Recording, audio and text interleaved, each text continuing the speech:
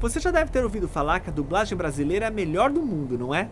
Olha, ela é tão boa que já foi exportada para vários países que utilizam nosso idioma, como Portugal e alguns países da África. Mas o mais importante é que essa frase ficou famosa não pela qualidade que já nos salta os olhos, mas por quem foi dita, o próprio Walt Disney. O quê?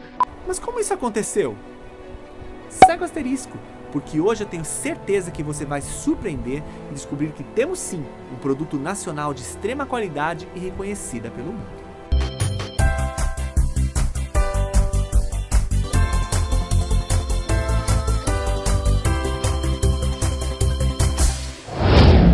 Olá pessoal, eu sou o Dallas, sejam bem-vindos a mais um vídeo do canal Asterisco de Histórias. Hoje vamos falar um pouco de alguns clássicos que têm dublagens notáveis e reconhecidas, e não só no Brasil, mas no mundo inteiro. Quando a gente ouve pessoas dizendo que temos uma das melhores dublagens do mundo, pode até parecer uma prepotência de início, mas não se engane, isso é real e vou apresentar aqui. Eu tenho que ouvir você dizer. Para você ter uma ideia da importância e respeito que as pessoas do mundo inteiro têm pela dublagem brasileira, vou chamar o primeiro asterisco para já te mostrar um fato histórico super relevante. A dublagem surgiu em 1928 na França e pouquíssimos países a utilizavam. Mas a primeira dublagem reconhecida internacionalmente foi a brasileira. O ano era 1937 e naquela época não existiam muitos filmes sendo lançados como hoje em dia. E as pessoas que não falavam inglês assistiam os filmes legendados. Isso era super natural. Só que este ano surgiu algo que seria inédito. Não digo que foi o primeiro, mas em salto de qualidade sim. Um longa de animação, o que inicia a era de ouro de Walt Disney. Branca de Neve e os Sete Anões. Sabem de um segredo? Não irão contar? O filme foi um estrondoso sucesso no mundo inteiro e estava chegando ao Brasil.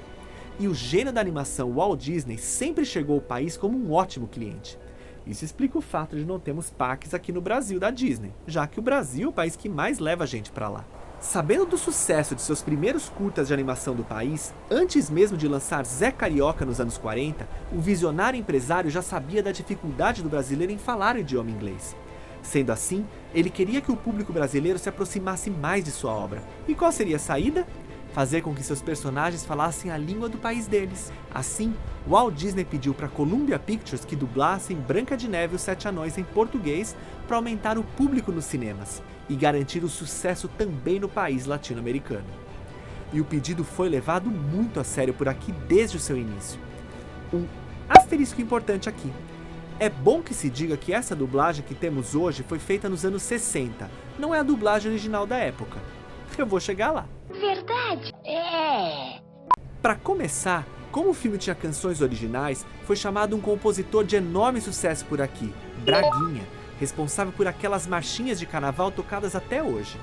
E para essa responsabilidade, ele escalou o que tinha de melhor em matéria de cantores da época. Para fazer o príncipe foi chamado o famoso cantor Carlos Galhardo. No fundo do coração.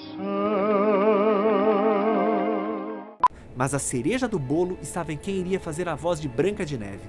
Simplesmente a lenda que imortalizou a canção de carnaval Bandeira Branca e outras músicas tão famosas. A mulher que até hoje é considerada uma das maiores cantoras brasileiras de todos os tempos, Dalva de Oliveira. Eu quero que o meu amor me encontre, enfim. E é aí que vem a pincelada que dá início a esse fenômeno de qualidade da nossa dublagem. Ela foi tão bem sucedida que o próprio Walt Disney disse publicamente que a dublagem brasileira de Branca de Neve foi a melhor do mundo, podendo ser melhor inclusive que a própria dublagem original. Mesmo não tendo a tecnologia que temos hoje em dia, esse fato repercutiu no mundo inteiro e tornou o Brasil um país super respeitado nesse quesito, fazendo com que os próximos longas tivessem que manter esse alto padrão de qualidade. E assim foi feito. Infelizmente, essa dublagem foi perdida com o passar dos anos, o que chega a ser um crime por ser algo histórico e não temos mais acesso. Por isso, como já disse, o longa foi redublado nos anos 60 e é o que temos hoje. E não se enganem com algumas notícias que dizem que ficou um trecho que Dalva canta ali perto do poço interpretando Branca de Neve, que isso tem outra explicação, que o asterisco irá mostrar agora. Na verdade, como o filme fez muito sucesso e foi a primeira dublagem brasileira que o público amou, na falta da televisão, que não existia na época, a saída era ter em casa um rádio e vitrola.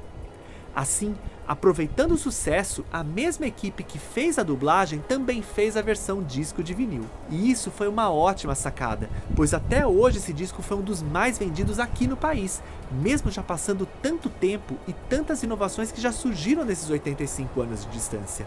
E é desse disco que pode ser encontrado aqui no YouTube que você consegue ver a interpretação de Dalva de Oliveira como Branca de Neve e os outros dubladores, numa versão que, devo confessar, dá uma enorme curiosidade de ver a versão original, já que essa é narrada e feita pequenas adaptações para encurtar a história. Então fui traída.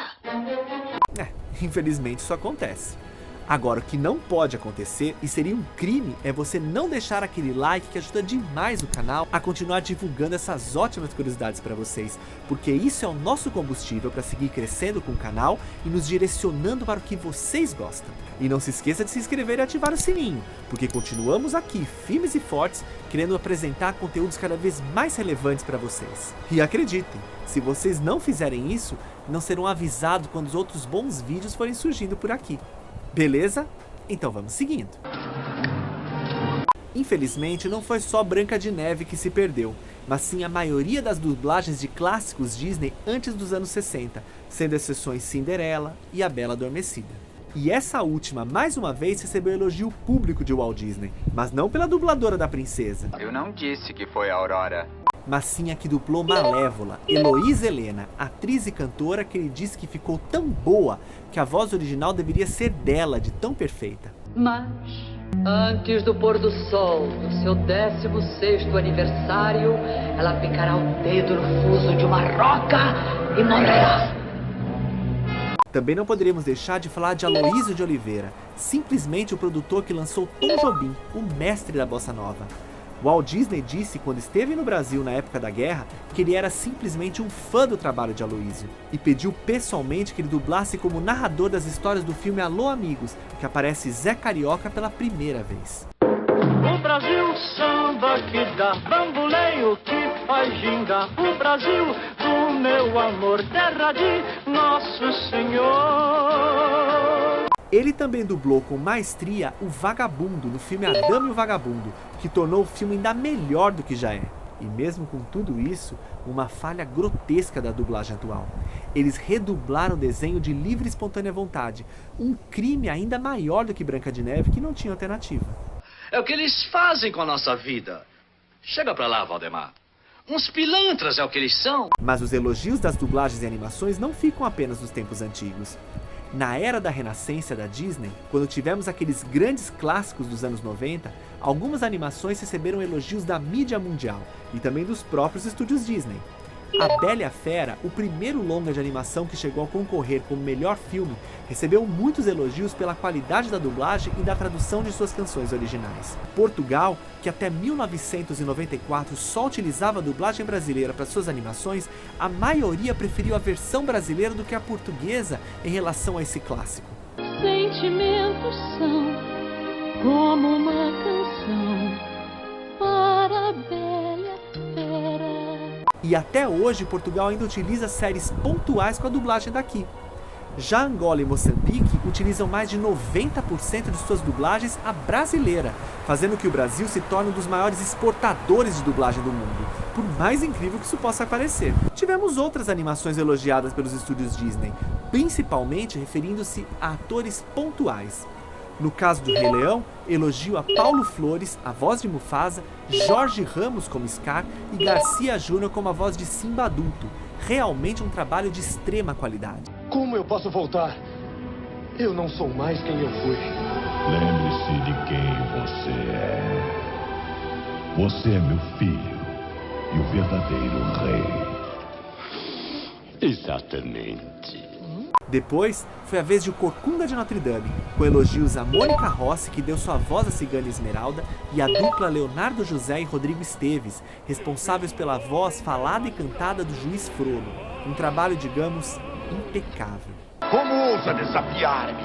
Maltrata este pobre rapaz como maltrata o meu povo. Fala de justiça e é cruel com os que mais precisam de sua ajuda. Silêncio! Justiça! Não é a mim a quem culpar. Foi a cigana bruxa a me enfeitiçar. Tarzan recebeu elogios no mundo inteiro pela ótima adaptação de Ed Motta nas canções interpretadas por Phil Collins, dizendo que foi o que mais se aproximou em matéria de qualidade original. Outros elogios marcantes foram com a interpretação de Selton Mello em A Nova Onda do Imperador, que soube captar a essência do personagem. Demorou para abalar. E também de Moana, a última dublagem reconhecida publicamente pelos estúdios, com um ótimo trabalho de Anne Gabriele e Saulo Vasconcelos, tanto nas falas como nas canções. Olha, Mal é o grande herói. Só assim. Se consegue falar, consegue ensinar. Esses elogios são indiscutíveis, e eles também estariam na minha lista de ótimas dublagens. Eu até incluiria alguns que não estão nessa lista, com a Marisa Leal e Zezé Mota como Ariel e Úrsula de A Pequena Sereia. Pode fazer isso? É dia de alegria, rei, o que eu queria.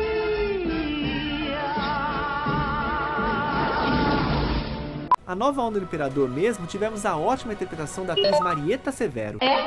O mané bateu as botas. Ao trabalho! E não podia deixar de citar um clássico Fox que agora é Disney. Diogo Vilela, Tadeu Mello e Márcio Garcia, seguido no segundo filme pela saudosa atriz Cláudia Gimenez em A Era do Gelo. Manny, de quem gosta mais, de mim ou do Diego? Do Diego, nem se compara. Eu te disse.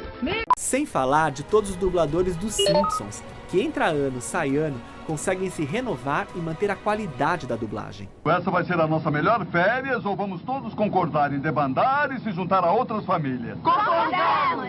Quanto a um dublador em especial, pra mim, Garcia Júnior é chover no molhado. É só ver o que ele interpretou. Além do Príncipe Eric da Pequena Sereia e o Simba adulto de O Rei Leão, já dito aqui, ele chegou a fazer 2 personagens no mesmo filme em A Bela e a Fera, sendo Gaston e a própria Fera. Não é pra qualquer um. Primeiro eu vou lá e peço a mão dela.